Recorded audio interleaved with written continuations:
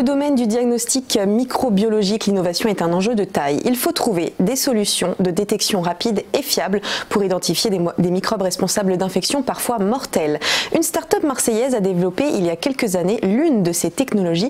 On accueille Sam Ducamp, cofondateur de Diamidex, une société qui développe et commercialise des solutions innovantes permettant de détecter, dénombrer et isoler rapidement des bactéries pathogènes responsables notamment de la légionellose. Bonjour Sam. Bonjour, vous avez tout dit, je crois que j'ai plus à dire. Vous pouvez repartir du coup. Non, on va passer un peu de temps avec vous pour développer sur ce sujet. Merci d'être avec nous ce matin. Alors tout d'abord, quelle est la vocation de votre société Diamidex qui était auparavant connue sous le nom de Click4Tag? Donc en fait Diamidex, ça veut dire diagnostic microbiologique express, comme vous avez bien dit. En fait, et notre objectif, c'est de prévenir du risque microbiologique. Puisque en fait, le risque microbiologique est un risque qui nous entoure tous les jours et qui est à l'origine de la plus grande cause de mortalité au monde. Puisqu'il y a plus de 17 millions en fait, de personnes qui décèdent tous les par an dans le monde. Et en fait, il y a besoin en fait, de contrôler ce risque microbiologique avec des méthodes rapides et fiables.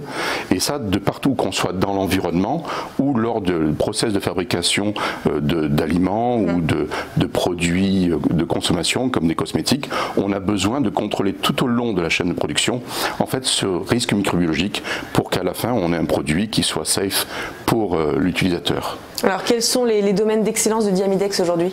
Donc, en fait, Diamidex, la problématique de Diamidex, la problématique en fait, c'est qu'aujourd'hui, toutes ces méthodes en fait qui existent pour pouvoir contrôler ce risque sont extrêmement longues, très longues, jusqu'à plusieurs semaines.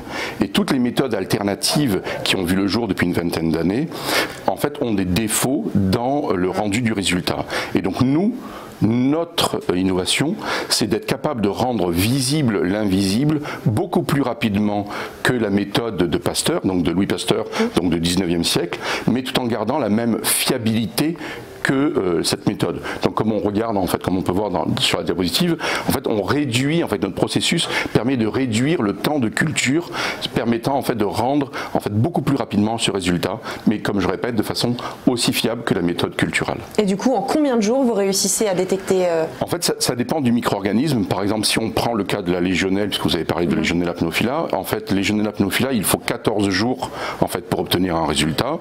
Et nous, avec notre technologie, on est capable de donner un résultat en 2 jours. Et non seulement on est capable de le donner en 2 jours, mais on est capable de le donner sur le terrain. Donc on n'a plus besoin d'envoyer l'échantillon au laboratoire pour qu'il fasse l'analyse. Alors je rappelle quand même que la légionellose se manifeste le plus souvent par des infections respiratoires potentiellement mortelles. Combien de temps il vous a fallu pour trouver cette solution? Alors en fait je suis non seulement le président cofondateur, mais le co-inventeur de la technologie. Donc j'étais avant dans un laboratoire du CNRS et on a eu une collaboration avec un laboratoire de chimie, donc de Boris Vozeil et mon ancien laboratoire. Et pendant en fait 5 ans avant la création, j'ai mon accent marseillais qui revient, oui. C'était assez amusant. Donc pendant 5 ans avant la création de l'entreprise, on a développé en fait le début de cette technologie. Donc c'est un long processus de développement en recherche académique, donc avec à la fin une protection de la technologie par 6 familles de brevets, ce qu'on voit sur la diapositive d'après. Normalement. Voilà. Donc où on a en fait un grand nombre en fait de personnes qui ont travaillé de concert en chimie et en microbiologie pour développer en fait cette nouvelle approche qui est vraiment révolutionnaire, parce qu'on est capable vraiment de rendre visible l'invisible beaucoup plus rapidement, mais tout en gardant la même fiabilité que la méthode de la boîte de pétri de Pasteur. Donc ça c'est vraiment quelque chose de totalement remarquable. Et quelles sont les problématiques que vous avez pu rencontrer justement tout au long de cette recherche? C'est qu'aujourd'hui, en fait, quand on voit en fait le temps nécessaire pour arriver sur le marché, puisque on a démarré la commercialisation l'année dernière, donc il a fallu en fait tenir pendant 5 ans, parce qu'on a créé fin 2014 l'entreprise, pour arriver à développer les produits. Et donc on a eu un certain nombre de partenaires qui nous ont accompagnés tout au long de ce processus, aussi bien avant la création, parce que je ne cesserai de remercier les SATT, les sociétés d'accélération de transfert de technologie, qui ont été là pour nous accompagner en amont de la création d'entreprise, mais ensuite la BPI, et un partenaire historique pour nous, qui a été General Electric, ex-Alstom, qui a été le premier à nous faire confiance et à co-développer avec nous en fait notre premier produit. Alors, les kits de détection que vous avez développés, vous venez de nous le dire, hein, donnent des résultats en 2 jours au lieu d'une dizaine, en tout cas pour la légionellose. C'est quand même assez révolutionnaire. Dans quelles circonstances ces tests ont-ils été effectués ? En fait, il faut passer à la diapositive d'avant parce qu'en fait on a... Alors en régie, il faut passer à la diapositive... D'après, pardon. D'après. En fait, la problématique en fait de la légionelle, c'est encore après. La problématique de la légionelle, il faut bien se rendre compte que c'est en fait une maladie qu'on attrape de partout. C'est-à-dire que dès lors que vous avez de l'eau chaude, donc dans une douche, dans un spa, à l'hôtel, au jacuzzi, dans une fontaine d'eau publique, vous avez la possibilité d'avoir une prolifération de ce micro-organisme qui se multiplie. Lorsque vous avez des aérosols, donc quand vous avez des éclaboussures, cette bactérie rentre dans les aérosols et rentre dans les voies en fait pulmonaires, respiratoires et en fait se multiplie dans les poumons. Et à ce moment-là, vous avez une infection qui est extrêmement grave puisque vous avez une probabilité de décéder de 10 à 50%. Il est estimé aujourd'hui plus de 100 000 cas dans le monde, enfin entre les États-Unis et l'Europe, il y a plus de 100 000 cas estimés de légionellose par an. Donc, et il y a des épidémies tout le temps. La dernière en date est à Brescia, en Italie, où il y a eu plus de 1000 cas regroupés juste à cause des fontaines d'eau.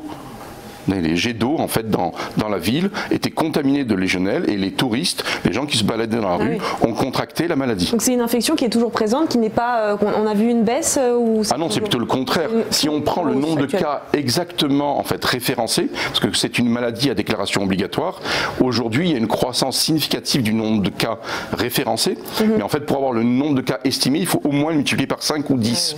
Donc vous voyez la croissance, on était à 5000 en 2011, quasiment plus de 9000 en 2017. Et c'est une croissance forte alors, en fait. Pourquoi ça s'explique comment ça? Parce que vous avez de plus en plus, vous avez de la climatisation. La climatisation, il y en a de plus en plus dans le monde et en Europe, et l'utilisation de l'eau chaude sanitaire, enfin de l'eau chaude, est de plus en plus répandue en fait. Le réchauffement climatique aussi. Le réchauffement climatique a priori est aussi impliqué dedans. C'est un facteur. Alors combien de vos kits ont déjà été déployés depuis leur mise au point?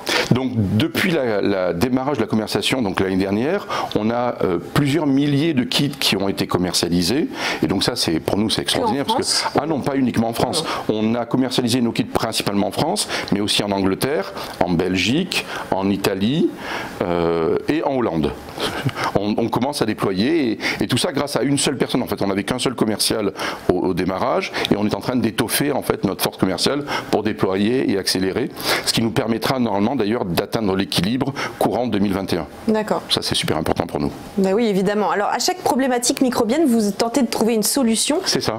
On l'a vu pour le bacille Legionella pneumophilia. Est-ce que vous orientez aussi vos recherches vers d'autres bactéries? Oui, en fait d'abord, aujourd'hui, on n'est que 18 personnes dans l'entreprise, donc on ne peut pas se disperser et développer un grand nombre de produits en simultané.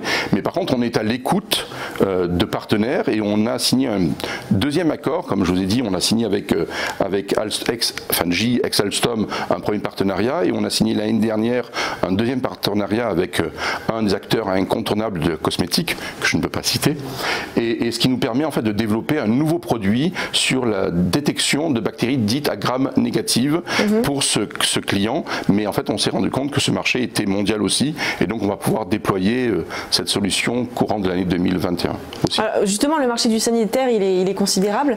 En termes de chiffres, que représente-t-il au niveau mondial? Aujourd'hui, en fait, au niveau du marché de la microbiologie sanitaire, on est de l'ordre de 3 milliards en fait, par an, ce qui est considérable, et c'est un marché en pleine croissance. Parce que comme je vous ai dit, les microbes sont partout autour de nous, et il y a en fait de fortes pressions de Monsieur Tout-le-Monde et des pouvoirs publics pour pouvoir mieux contrôler le risque, et dès lors que les pressions augmentent, le nombre d'analyses augmente, et dès lors que les analyses augmentent, la taille du marché augmente. Donc on a une croissance de plus de 10% par an.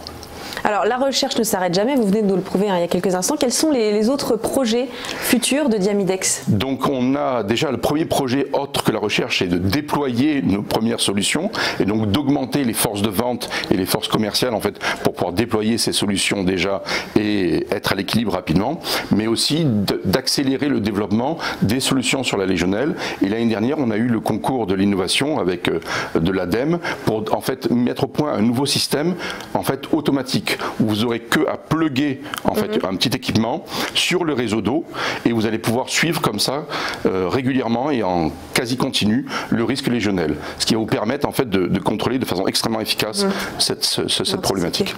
Merci beaucoup Fred Ducamp d'avoir été avec nous. Je rappelle que vous êtes cofondateur de Diamidex et que vous nous avez prouvé que ces solutions étaient véritablement révolutionnaires. À tout de suite.